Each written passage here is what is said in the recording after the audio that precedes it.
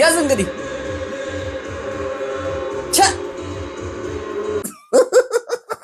እንዴት ጉልበትን ቦርጭ ያወጣል? አረ ነውር ነው። ይቅርታ አድርጉልኝ። እኔ ለመፎገር ሳይሆን ዋይ ጉድ! የኔ ባል ትዳሩን አክባሪ፣ የኔ ባል እኮ ጣልጫውን፣ የኔ ባል እኮ ቤቱን አክባሪ የምትይው ተይ እንጂ ሌላ የለሽ ቀዘና። የኔ ባል የሚባል የለ። ባል የጋራችን ነው። ከፍቷል ዘመኑ። ሰው አትመኑ አለ ግሴ። ዋይ ጉድ!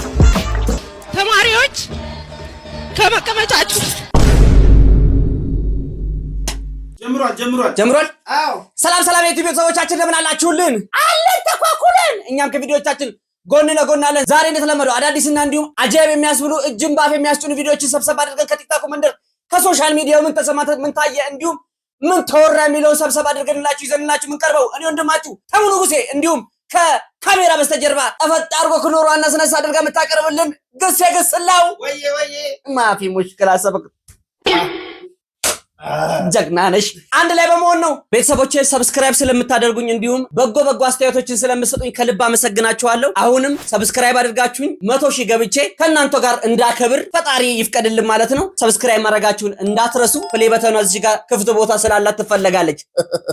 ይህን ቪዲዮ ስፖንሰር ያደረገልን ዴምሲ ሪል ስቴት ነው። አዲስ እያስገነባ ባለው በለቡ መብራት ኃይል በኮሪደር ልማት ባሸበረቀው በተንጣለለው ስፍራችን ላይ ከስቱዲዮ እስከ ባለ 4 መኝታ እኛ ጋር ለሎት ይሎታል። ከ8% ቅድመ ክፍያ ጀምሮ 40/60 ባንክ አማራጭ ማፊ ሙሽክላ ክፍት ነው። አጣብሰን እንሰጥዎታለን ብሎቻል። ከዚህ ቀደም የተለያዩ ሳይቶችን አስረክቧል። አሁን ደግሞ ፊቱን ወደ ሂል ሳይድ ወደ ተራራ ባዞረው ህንጻችን ላይ መታችሁ ግዙ ይላችኋል። በሩ ክፍት ነው። እኔም ብላችሁ ከሄዳችሁ ለ20 ሰዎች እስከ 30% ቅናሽ አላችሁ። ላይክ እያደረጋችሁ ወደ ቪዲዮ አረማጂ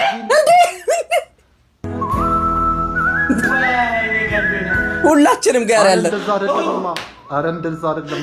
አነሰብኝ ጫማ ለኔ አረ ድምጽ ታስቢው እኮ አይደለም ገለህ ነበርኩ ፈጣሪ ባይኖር መድኃኒዓለም ባንተ ታምር ተረፍኩ። አባቴን ጣል ጫማ ላይ እንደዚህ ጫማ ላይ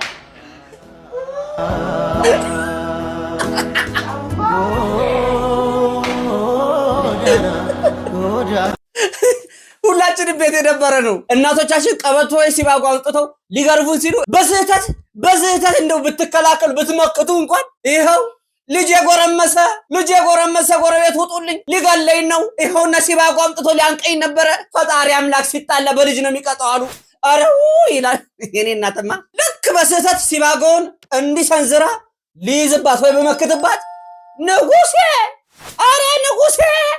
ገደለኝ ስትል በቴዲ አፍሮ ሙዚቃ ባክግራውንድ እያጫወተ ይዞልኝ ይመጣል።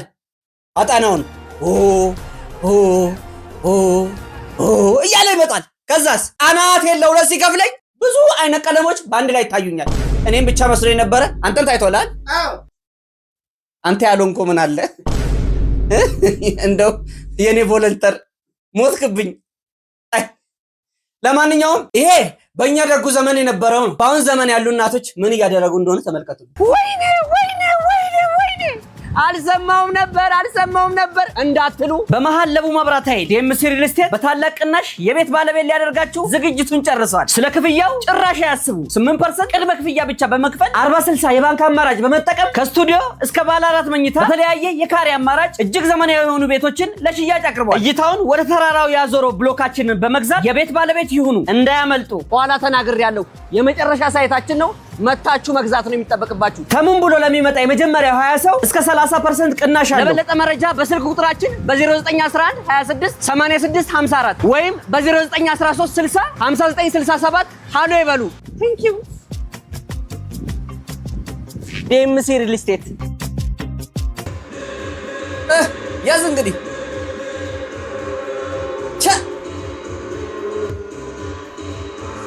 ቻለ ገበሬ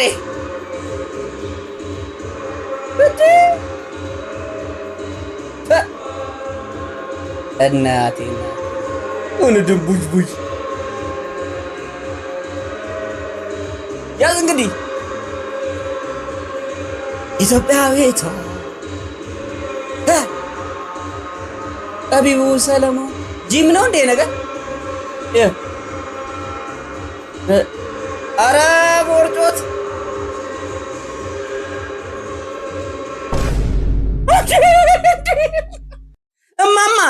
በዚህ ጊዜ እኮ እንደው እንደርሱ አይነት ሰው ጠፍቶብን እኮ ነው መካሪያተን ሁሉም በየቦታው ዘልዛለሁ ነው የቀረው። እናት አባቶች አይደንሱ፣ አይጨፍሩ፣ አይፍታቱ አይደለም። ነገር ግን እንዲህ ሶሻል ሚዲያ ላይ ባትወጡ እንደው እንደ ሐሳብ ነው። ትልቅ ሰው ኖት። እኔ እርሶንም መምከር ይከብደኛል። ይቅርታ አድርጉልኝና እንደው አንድ ምክር ልምከሮት። ይተው፣ ይሄ ነገር ጥሩ አይደለም። ድንገት ዘባርቆቦት ሊሆን ይችላል። ምክር ብለው ይክፈቱት። ኢንተርቴይንመንት ብለው ከፍተው ነው ድንገት ይሄ ነገር የፈጠረቦት እንጂ ትንሽ ደስ አይልም አይደል? አዎ ማን ተዛለ ይሄን ስታይ እንዴት ጉልበትን ቦርጭ ያወጣል? አረ ነውር ነው። ይቅርታ አድርጉልኝ። እኔ ለመፎገር ሳይሆን እናቶቻችን የሚያምርባቸው ነጠላቸውን አጣፍተው አሁን የበከነውን ትውልድ አለ አይደለ? በየሶሻል ሚዲያ እርስ በርስ የሚባላው ዘር ከዘር ከሚያፋጀው እናት አባትን አልታዘዝ የሚለውን የሚያስተምሩን የሚመክሩን ሰዎች ነበር መሆን የነበረበት። ቦርጮትን እንደዚህ አንቸርገው ተገቢ ነው? ልጆች ምን ይማራሉ ከዚህ? 8 ቁጥር ኮካ ጠርሙስ ስታይል የሚባለውን እኮ እያጠፉ እንደው ተስፋ እንዲቆርጥ እኮ ነው የሚያደርጉ። ይሄ እኔ አሁን ለስቶ መናገር የለብኝም። ልክ ነኝ ወይ? አዎ ማነው? አይ ኧረ አንተ ልጅ፣ ኧረ አገባብን አስተካከል። አንድ ቀን ታስገድለኛለህ። ልክ አይደለሁም። እባክዎትን ትንሽ እቺማ አይባልም። እኚህን ሰብስቡት። እርሶም ይሰብሰቡ፣ ቪዲዮቱ የሚሰብሰብ እንደው የሚችሉ ሰዎች ካላችሁ ተለቅ ያላችሁ ሰዎች እንደው የሚዘክር ሰው ካለ እኚህ ሴትዮ ለማስመከር እንደው እኔ የሚመጣውን ሁሉ ለመጋፈጥ ዝግጁ ነኝ። ደግሞ በስተመጨረሻ ምለው ነገር ምንድነው? የልቤን ከተናገርኩ በኋላ ይቅርታ አድርጉልኝ። በኋላ ረግመውኝ ቀንጭሬ እንዳልቀር ድሮም እንደው ኑሮ ጉቶ አድርጎኛል። ይባስ ጉቶ እንዳልሆንቦት ይቅርታ አድርጉልኝ እናቴው። እኔ የምለው ሴቶች የምትባሉ ባለትዳር ነው የምትሉ ማለት ነው። የኔ ባል ትዳሩን አክባሪ፣ የኔ ባል እኮ ጣልጫውን፣ የኔ ባል እኮ ቤቱን አክባሪ ነው የምትዩ ተይ እንጂ ሌላ የለሽ ቀዘና። የኔ ባል የሚባል የለም። ባል የጋራችን ሼር ነው። ያንቺ ባል የኔም ባል ነው የሁላችን። በቃ እንግዲህ ሴቶቹ አድማ መጥተዋል። የግል የሚባል ባል የለም። ሚስቶች ባሎቻችሁን ጠበቅ አድርጋችሁ ያዙ። ይኸውላችሁ ኋላ ሊብሬው ሌላ ቦታ ተይዞ በእዳ የተቀመጠ እንዳይሆን ተጠንቀቁ። ተናግሬያለሁ። ባሎቻችሁን ተንከባከቡ። ጥናቱም እንደሚለው በቁጥር ወንዶች ያንሳሉ። ታውቃለህ አይደለ? ከፍቷል ዘመኑ፣ ሰው አትመኑ አለ ግሴ። ወይዬ አልክን ያልኩት እህታችን ደስ ስትይ ለምን ያገባው ጋር ትሄጃለሽ? እኔ ያለው አይደለ እንዴ እንደዚህ ጺሜና ጀርጌ ቁጭ ያልኩት? ምን ሆናችሁ ነው ባለ ትዳር ላይ ፊት የምትሉት? እኔና ግሴ እኮ አለን። የተደብቀን እንወጣለን። እንደ ሰው ሻይ ቡና እንላለን፣ ካፌ ቁጭ እንላለን። ማንም ሰው ባይነቂጡ እንኳን ሾፍ ሊያረገን እንኳን አልፈለገም። ኧረ ቼክ አድርጉን። ጭራሽ እኮ በስሜ ተተርቶልኛል እንዴ። ያገባማ ገባ፣ ያጨም ቶሎ አጨ፣ ተሙ ብቻ ቀረ ጺሙን እየቋጨ ተብሎልኛል እኮ። እኔ እኮ ለቀልድ ያክል ነው እንጂ ይሰማኛል እኮ። እኔም ፊሊንጉ እኮ አለኝ። ሰው ነኝ እኮ። ቼክ አድርጉኝ። ተናግሬያለሁ። አንቺም ቼክ አድርጊኝ። ቼክ እንደራረግ። የ2025 ምርቃት ምን ይመስል ነበር? እስቲ ተመልከቱ። ከመቀሌ ዩኒቨርሲቲ የተመረቀው ይህ የባጃጅ ሹፌር ጓደኞቹ እንደምትመለከቱት የቤንዝል ስጦታ አበርክተውለታል። ዋው! ወጣት የውስጡን ሁሉ የሚያውቅ እኮ ራሱ ወጣት ነው። ተመልከቱልኝ። ይሄ ለዚህ ሰውዬው ብር በሻንጣ ብትሰጠው ራሱ ምንም ውስጡ ደስተኛ ይሆን። አዎ በል እንጂ ምን ነው አስከፋው እንዴ? አዎ በል። አዎ እንዴ ቀዘቅዛለሁ እኮ ዝም ስትለኝ። ምርቃት ስትጠሩ ማድረግ ያለባችሁ ምንድነው? ሰውየው የሚያስፈልገውን ነው እንጂ እናንተ የምትፈልጉትን መሆን የለበትም። ለምሳሌ እኔ ዩቲዩበር እና ቲክቶከር ነኝ እና ለኔ መሰጠት ያለበት ካሜራ፣ ላይት፣ ሳውንድ፣ ሌንስ ያው ካሜራው ጋር ይከተታል። አነሰ ከተባለ ዲቫይደር ሊሆን ይችላል። አበባና የአበባ ጉንጉን እኔ ጋር ምን ይሰራል? ስሞት አይደርስም። አበባ እያመጣችሁ ላይ ሊያትቆልሉብኝ እንዴ? እርሻ የለኝ ምን ያደርግልኛል? ነው ሰርፕራይዝ ማድረገው ሲያለ አልበላው ሲሆን የሚጠቅም ነገር ካልሆነም የአበባውን ብር ሻጥ ሸጎጥ ማድረግ ነው። እናቶች ለእናቶች የሚያደርጉትን መጥቼ ጠይቅሻለሁ። እስቲ እቺን ያዣት ታቋታላችሁ አይደል? አበባም ቢሆን እንዲሰጥ የምፈልገው አካል ግራ ጎኔ አጥንቴ ናት። ለማንኛውም ጓደኛ ማለት አጥፊም አለ። ተመልከቱ።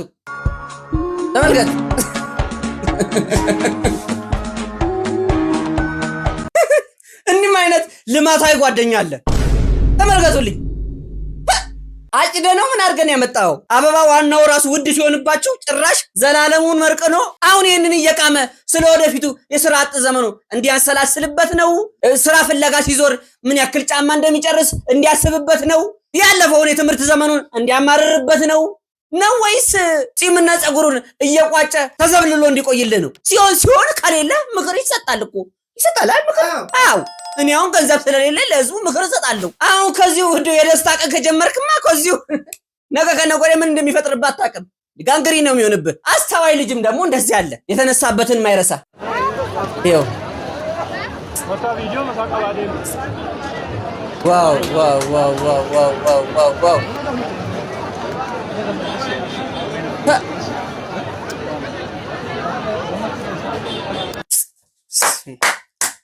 እውነት እንደው ፈጣሪ ይርዳ። ፈጣሪ ስራ ሰጥቶ የእናትህንም ባለማበስ ያብቃ። እንደው እኔ ምንም አይደለም ሌላ እንዴት ደስ ይላል። እናቱ ከሰል ተሸክማ ነው ያሳደገችው። ልክ ፋይናል ሲደርስ ያበላውንና እንደው ለዚህ ደረጃ በቃውን እጅ ስራውን ሳይረሳ ይሄው ስራውን ራሱ ባያገኘው ከዚሁ እንደው ልፋቷን ተረድቶላታል። በነገራችን ላይ ፈጣሪ እንደዚህ አይነቶችን በጣም ይረዳቸዋል። ዩኒቨርሲቲ ስትገቡ ብዙ ነገር ያስተምራቸዋል። ለምሳሌ ገንዘብ ማጣት ያስተምራቸዋል። ትምህርቱ ራሱ ያስተምራቸዋል። ረሃብ ያስተምራቸዋል። ችግር፣ የወረቀት ማጣት። ነገር ግን ያን ሁሉ አልፋችሁ እንደዚህ አይነት ደረጃ ስትደርሱ በጣም ደስ ይላል። ፈጣሪ አምላክ ስራ ሰጥቶ እናትህን እንባዋ የምታብስበትን እድል ይስጥህ። አሜን። በቃ ከዚህ በላይ ምን ይባላል? ሰሞኑን እንግዲህ በጣም አነጋጋሪ የሆነ ነገር ተፈጥሯል። እስቲ እንየውና እንምጣ።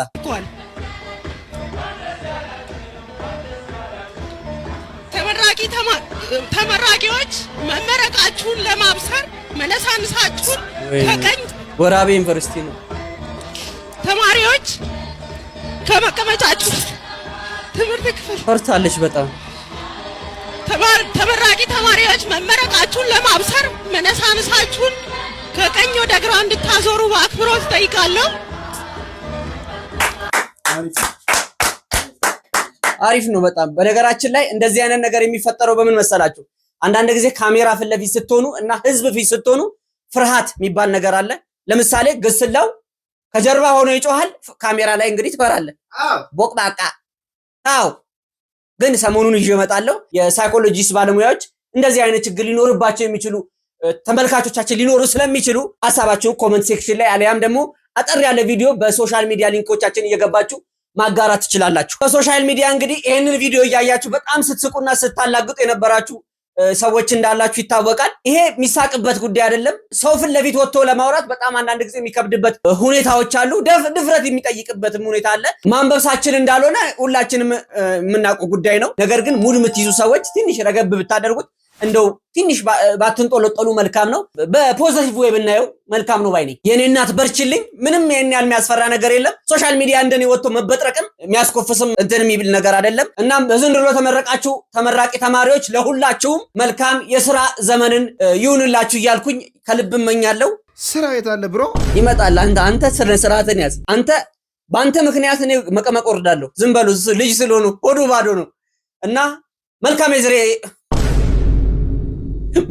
የሥራ ዘመን። የሰሞኑን ኤአይ ጉደኛው አንዲት ሴት ወለል እያጸዳች እያለ ባሏ በጫማው ስለረገጠባት ብቻ እንደገደለችው የሚገልጽ ዘገባ ደርሶናል። ሴትዮዋ በቁጥጥር ስር ውለዋል። ገና ወለሉ እስኪደርቅ እየጠበቅን ነው።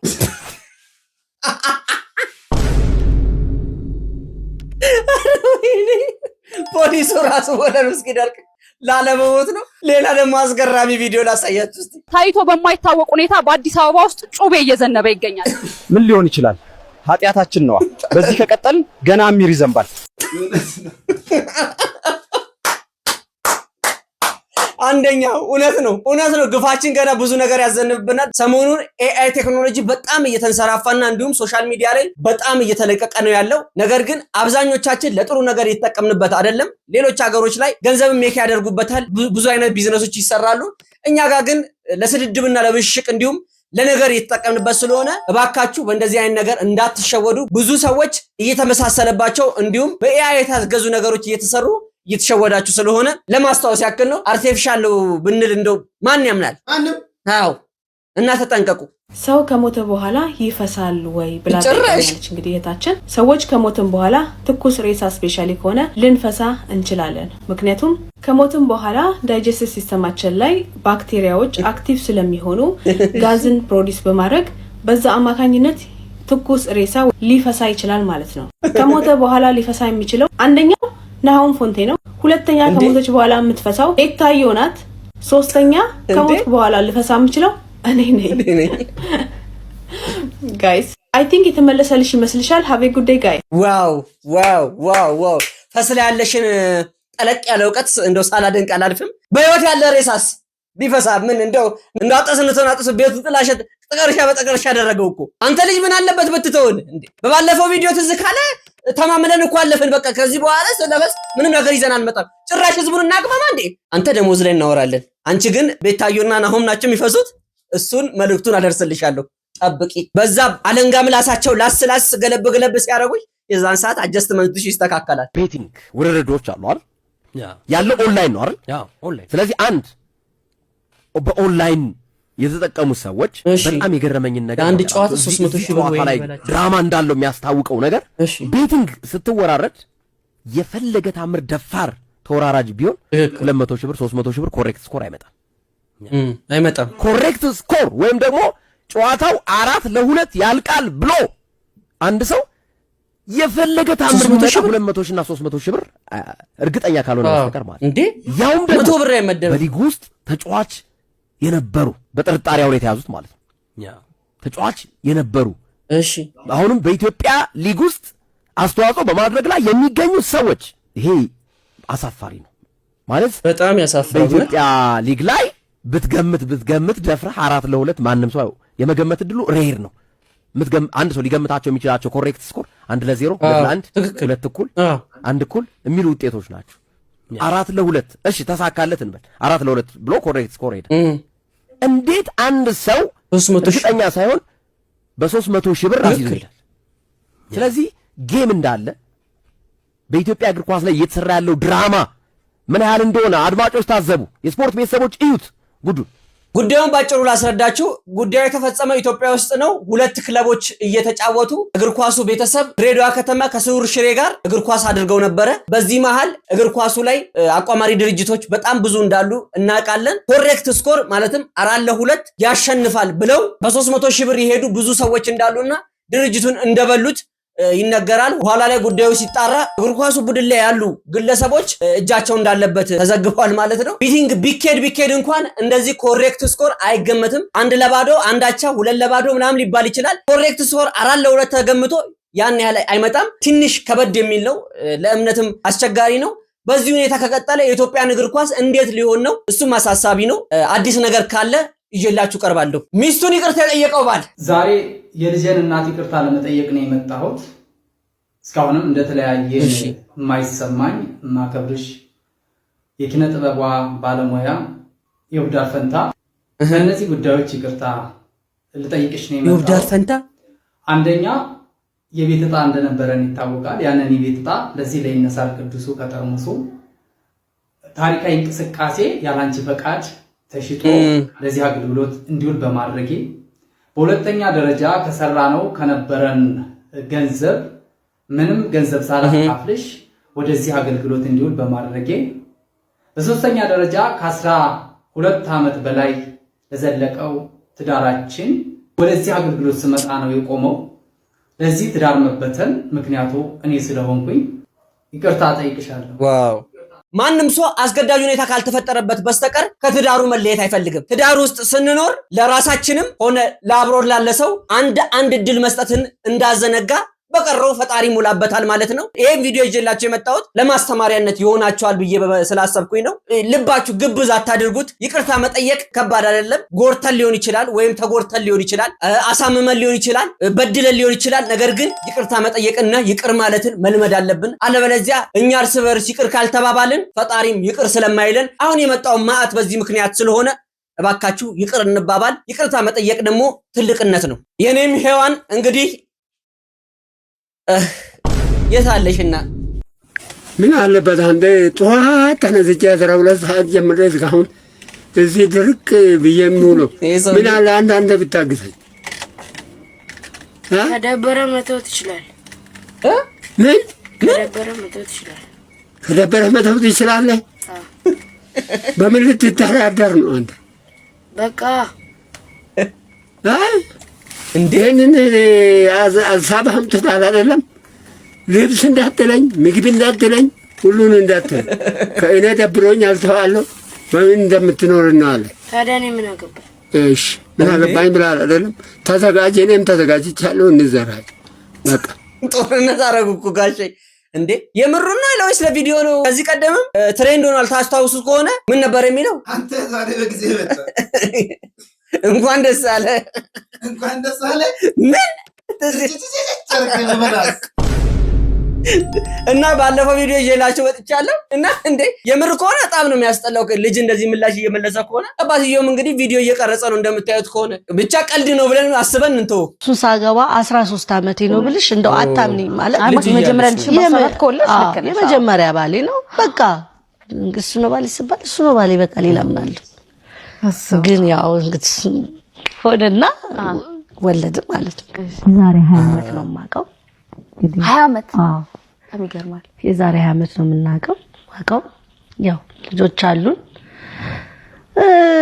ሀብታም ነው ለባለ ሀብት ዘፍና ምናምን ለሚለው እኔ ድሮም ኖሮት ነው የማውቀው እንዳሁኑ ባይኖረው ያኔ ኖሮት ነው የማውቀው እንግዲህ ያገናኘን ገንዘብ አይደለም በዛ ዘመን ገንዘብ አሁን ነው ገንዘብ ሰው እንደዚህ ማምለክ የጀመረው በዛ ጊዜ ገንዘብ አለ እናትና አባቴ ወደውት መሰሉ ለዚህ ሰው ትመጥናለች እሱ ደግሞ ለሷ ይመጥናል እኔ ኃይለኛ ስለነበርኩ እንዳልኩሽ ነው በጣም እንደው ሯጭ ቦን ይሻል ነበር ገንዘብ ከምዘፍ በጣም ስለምሮ ትበርድ እንደው ከበረደች ልጅ ብትወልድስ ብሎ አባቴ ነብሱን ይማረው እሱ እንግዲህ ያኔም ሸላሚ ነው ይገርምሻል እሺ እና እኔ እዚህ ሀገር አልነበርኩም በዛ ወቅት ልጆኔ ሌላ ሀገር ነበር የኖርኩት ስመለስ እንግዲህ እንደ አጭተው ማባልች ማይችላል በቃ አጭተው ይሄ ነው ባሊስ ባል እሺ ነው የምለው ምክንያቱም እኔ ራሴ አሁን ይገርምሻል ከእናትና ከአባቴ ትእዛዝ ከወጣው ገና አሁን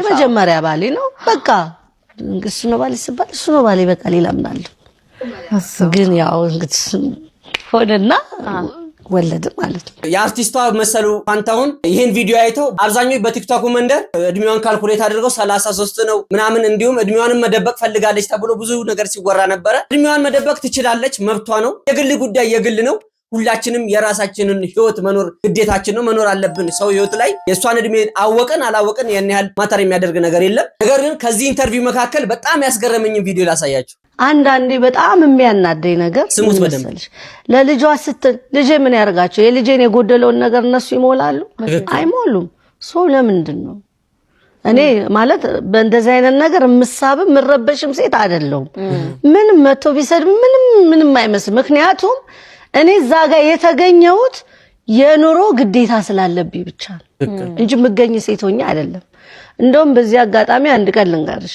ቃጥላ ማርያም ትባልጣቂያለሽ እዛ ማርያም ሄጄ ተሳልሜ ቀን መጣውኝና ያው ማታ ደግሞ የሥራ ሁኔታ ለብሽ ሄጄ አይታኛለሽ መሰልና ኮሜንቱ ተደፍተሽ ስታለቅሽ ሰው ትመስያለሽ አለች እና ግን የሚገርምሽ ነገር ያው በቅስፈት ምናምን ታያለሽ ምን አስፈልገ እኔ እኮ የሄድኩት ምናልባት ሁኔታዎችን አስተካክለልኝ ሊሆን ይችላል ያ መልስ ምንድነው አለን እና አንዳንዴ ሰዎች የራሳቸውን ቁስል አውጥተው አንቺ ላይ ሊለድፉብሽ ይሞክራሉ በማለት እንደዚህ የሆነ ካይምሮሽ በላይ የሚሆን ኮሜንት አለ ግን አንዱንም ምንም አይመስለኝም ግን አንዳንዴ እንዳልኩሽ ያስቡ ይሆን ልጆቼ ይላል በጣም የገረመኝ ነገር ቢኖር በዚህ ልክ የሰው ህይወት ውስጥ ጥልቅ ማለታችን አግባብ ነው ብዬ አላስብም አርቲስቷም እንደተናገረችው ሰው ቤተ እምነት የሚሄደው አለውበት ህይወት አስወጣኝና ደና ነገር ውስጥ እንድገባ እንዲሁም ወደ አንተ እንድቀርብ እርዳይ ለማለትም ሊሆን ይችላል የሰው ቁስል ላይ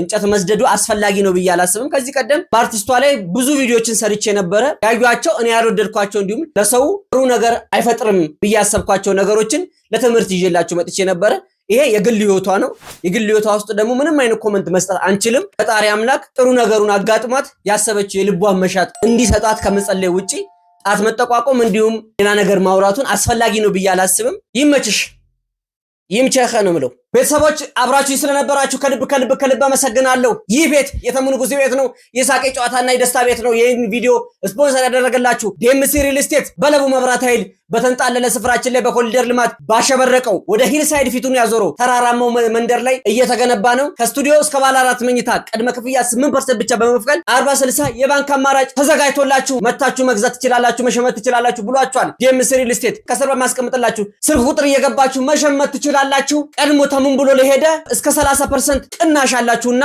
እስከ 30% ቅናሽ አለውና ተሙ ንጉሴ ብላችሁ ሂዱ ቴንክ ዩ